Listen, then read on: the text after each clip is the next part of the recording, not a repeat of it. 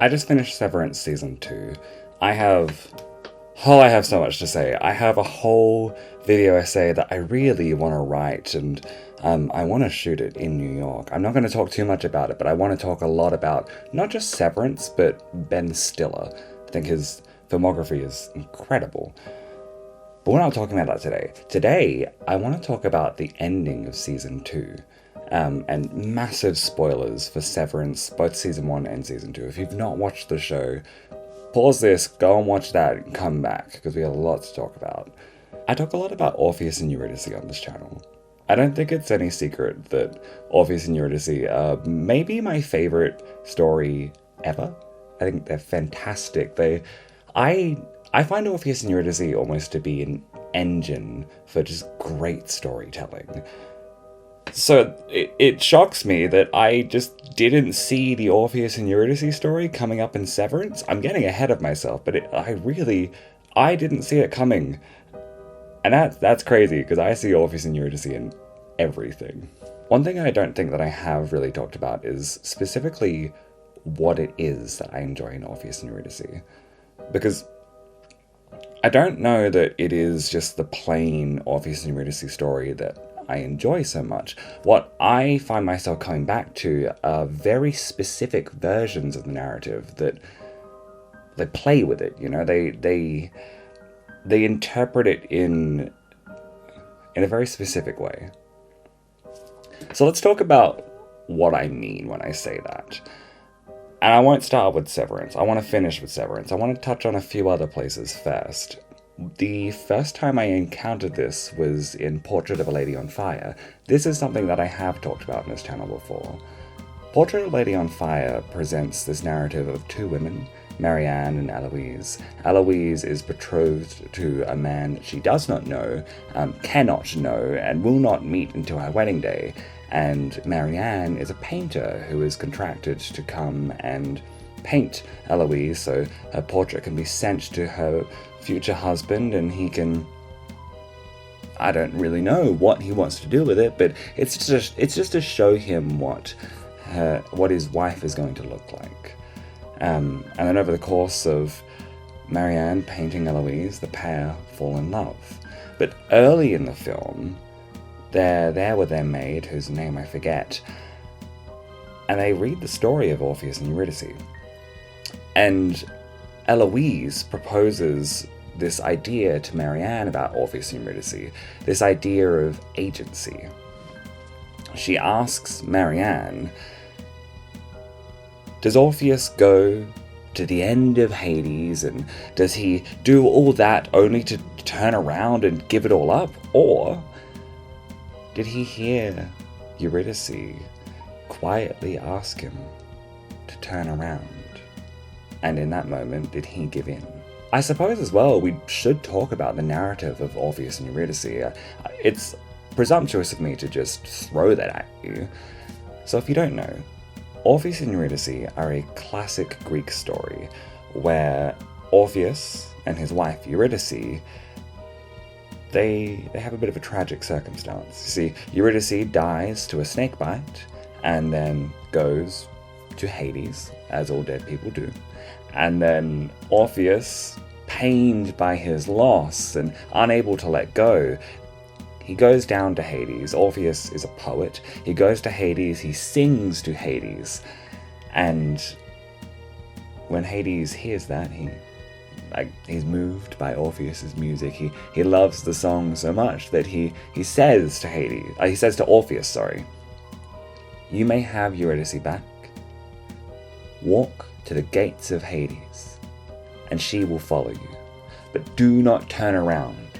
Do not look at her until you're past those gates, or your love will be sent right back to my house, and she will be dead again.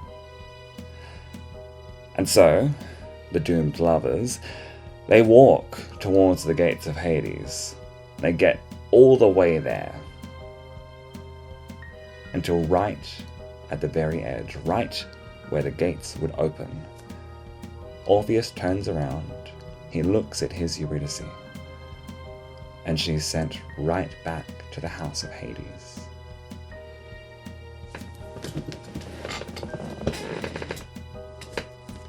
It's heartbreaking. These This camera doesn't stay on for very long. It's heartbreaking. These two lovers that... well, they're doomed from the beginning, but they love each other so much that they just can't bear to let that go. I love that story. And so you see it in Marianne and Eloise, where right at the end of the film, Eloise is about to be given away to her future husband, and Eloise recognizes that there's nothing she can do to stop that. So, when Marianne finishes the painting and she goes to say goodbye, Marianne is walking down the stairs away from Eloise, and Eloise stands at the top and she says, "Turn around." And in that moment, both women take agency of their departure. Eloise gets to bid her adieu, and Marianne gets to turn around and let go.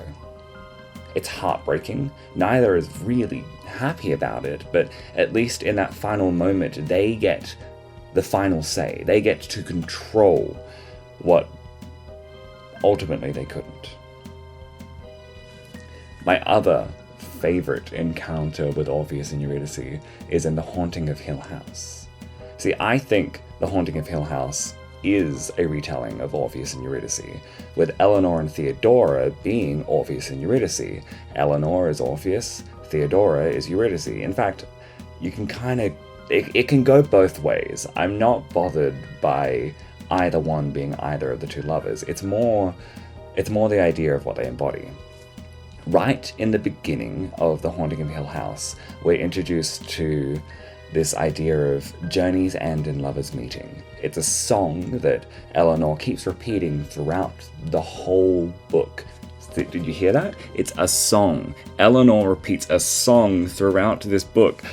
Eleanor is Orpheus. It is an Orpheus and Eurydice retelling. But she keeps repeating that line, journey's end and lovers meeting. And then Eleanor will meet Theodora, and they have their little romance. I know that's been debated, high heavens, but whatever. They're having a romance. Right at the end of the book, there is a moment where Eleanor is about to drive away, down the driveway, away from Hill House, and Theodora comes to the window of the car, and she kind of begs her to stay. There's this moment where Theodora is breaking down her walls. See, like earlier in the book, Eleanor asked Theodora if they could move in together, if they could live together, if they could have a life together, and Theodora shuts her down because Theodora, she's got her walls up. She's not ready to admit this love that they're having. But in that final moment where she's about to lose Eleanor, she goes to the window and she says to her, you know, I want that. I want that life with you. We could have that. I want it more than anything. And in that, I think Theodora knows that they're not about to have it. I think in that, Theodora is giving Eleanor permission to mourn the loss of their relationship. So, the final utterance of journey's end and lovers meeting is right after that moment. Eleanor says it, journey's end and lovers meeting. And then she drives her car into a tree and ends her life. Her journey ends in a lover's meeting. I'm not sure if you can hear it right now, but while I'm having this little discussion about Severance, my parents are in the other room watching the finale of Severance. I just find that quite amusing. I can hear Keir's, Keir's anthem or whatever. They're like dur, dur, dur, dur, dur, playing really loudly. It's quite humorous to me.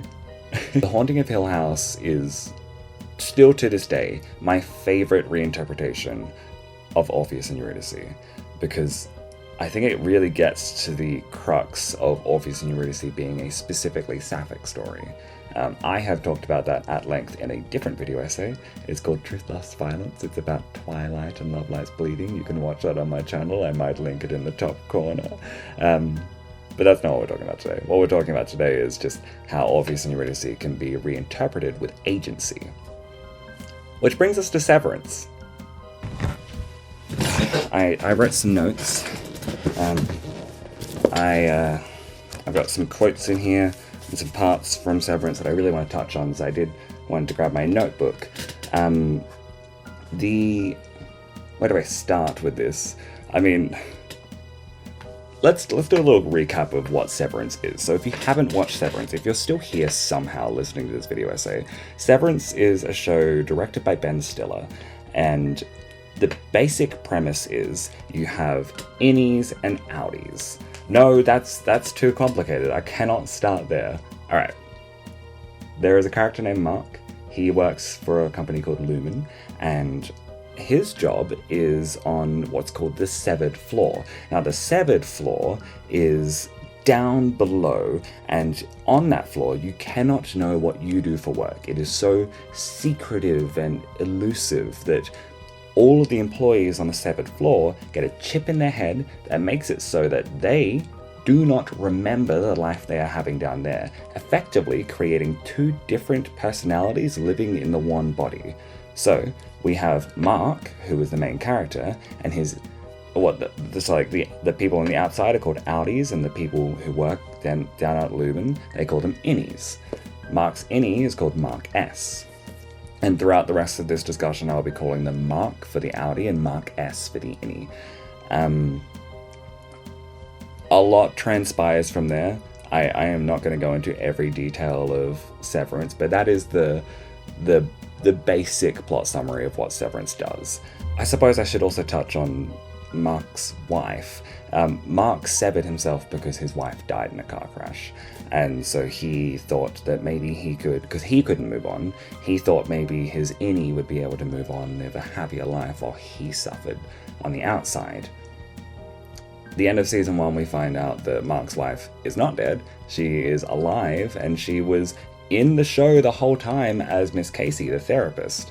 Again, I can't go into all of this, there's so much to go through, but in the season 2 finale, Mark and Mark S work together to save Gemma from Lumen. She is on a floor below the severed floor.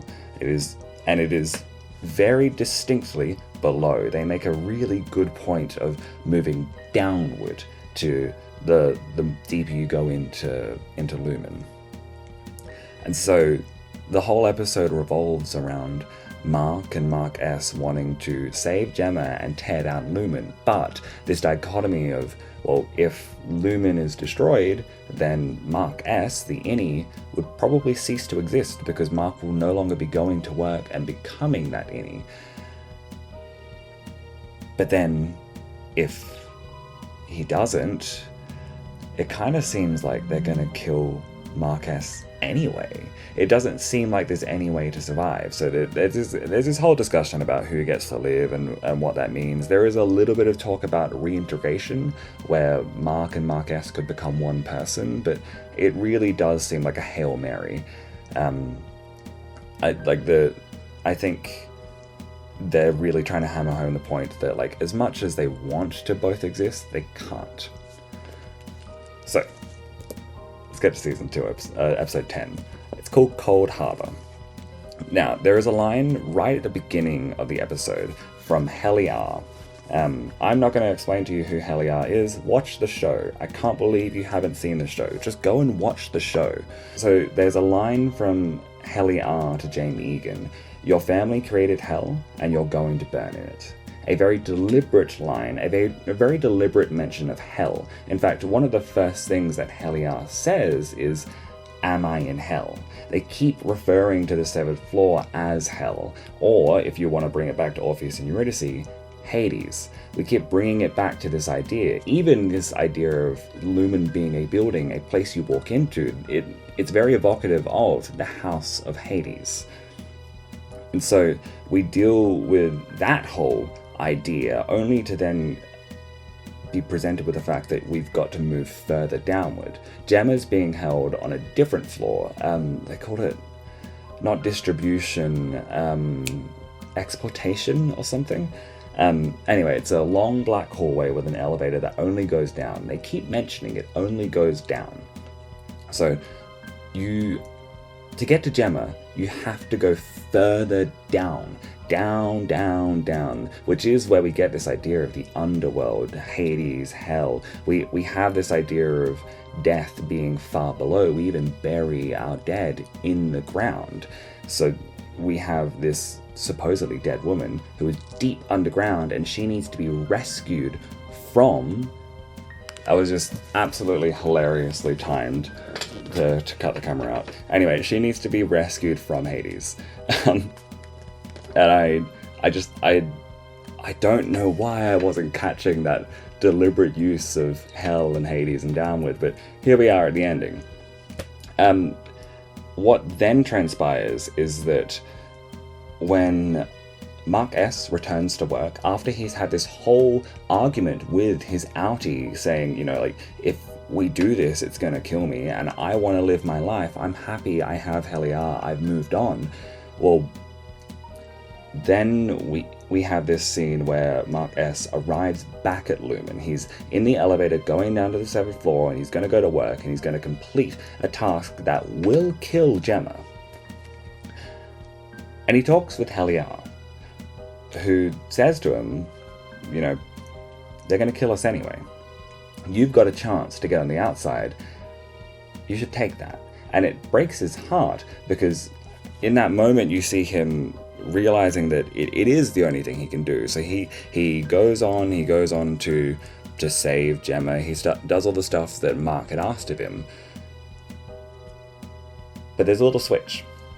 Because the original plan was that Mark S was going to go to that dark hallway, go down, and in the elevator he would switch back to Audi Mark, and then Audi Mark would go get Gemma, they'd go back up, and then Mark S would take Gemma to this, what do they call it? They call it the, like, it's not the fire escape, but it's this fire escape, the stairwell, the exit stairwell, and he would take her there, and she would be able to go there and run away from Lumen. But the switch is that on the elevator ride upwards, Mark seems like he's saying goodbye. He's got Gemma, he's saved her, they're going in the elevator back up to the 7th floor, and Mark looks like he's saying goodbye to Gemma. As he's kissing her, he doesn't say anything, but his body language is very much a farewell. And I think it's because in that moment, Mark understands that things can't be how he wants them. He went down there with this very self-centered idea of, I need to be reunited with my wife. But I think in getting her and going up that elevator, Mark changes his perspective, and in that he decides, no, I don't need to be reunited with my wife, I need to save my wife from hell. But I have a new life, which is where Mark S, the innie, comes in. When they get to the stairwell, Gemma goes first out the doorway, and then Mark S shuts it, and there's a little window in the doorway, and Gemma, who's now not her innie, Gemma is now aware, and she knows what's happening, she bangs on the glass, she goes, Mark, come on, what are you doing? We've got to go. It's heartbreaking. Because then Heliar, innie Mark's love interest, comes up behind him. And wouldn't you know it, Mark S turns around and looks at Heliar. And the moment they make eye contact, it's over. Mark S is not going out with Gemma. He's not leaving Lumen. He's going to stay on the 7th floor. And he's going to find a new life down there, whereas Gemma has escaped Hades. It's a complete flip of the Orpheus and Eurydice narrative, where instead of Orpheus turning around and losing Eurydice, Orpheus turns around and lets go of Eurydice. Eurydice is free to go back to the mortal world, but Orpheus is going to stay because Orpheus has moved on. And that is another note that I put down, I believe. There is this idea of... Yes, so the whole idea of Mark's innie, Mark S, is that he effectively exists to move on. As I said, Mark couldn't move on after Gemma was killed in a car crash, so Mark severs himself. He creates Mark S so that Mark S can be happy, can move on, can live this other life while he suffers. In the ending, in Season 2's finale, when they're talking to each other via camcorder, Mark S is effectively saying to Mark, I've moved on and I want you to let me. You created me to move on and I've done it, and now you want to kill me.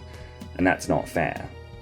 Which is why I think in the elevator, Mark understands that he has to.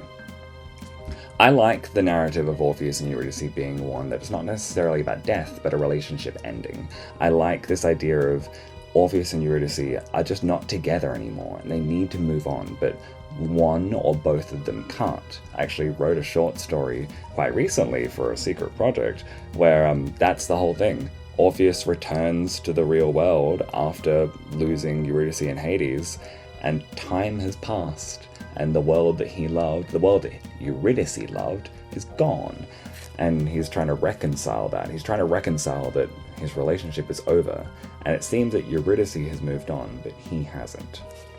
That's very much what I see this as, and I really do think the show could end here, but I'd also be very interested in seeing what they do moving forward. Like, does Gemma now go to the real world and Gemma has to learn to move on?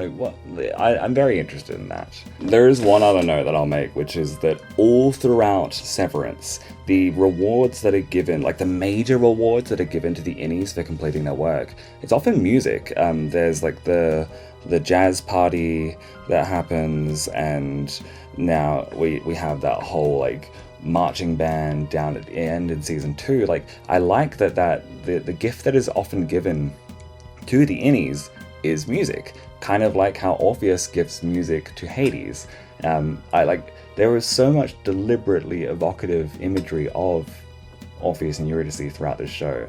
I love that. I think it's really intelligent. I want to talk so much more about Severance and Ben Stiller, about Night at the Museum, about Zoolander, about all of his other stuff, because I have a lot to say about the matter, but that is neither here nor now. Right now I just want to talk about Orpheus and Eurydice and how beautiful their story is. I think if I keep talking I'm gonna start rambling, so I will end this short little thing here. Hi, this isn't like my normal videos. I usually do very high quality, is that the word? Like big production video essays of films. This is much more laid back. I'm in a desk chair with velvet strap like draped over it, and I've got my old camcorder that I really enjoy. I've been wanting to do videos like this for a little while, and I haven't found the motivation or the topics, but I mean, give me Orpheus and Eurydice and I'll run with it. But if you like this, like, do let me know, because I would love to do more of these. I think I may do more of these. I did want to do one about Alien Romulus, and I didn't get to it, but maybe I will. This has filled me with a little bit of invigoration. But that'll be me. I'm Sapphire Lazuli. I don't have anything I say at the end of my videos. I usually just end them, so bye.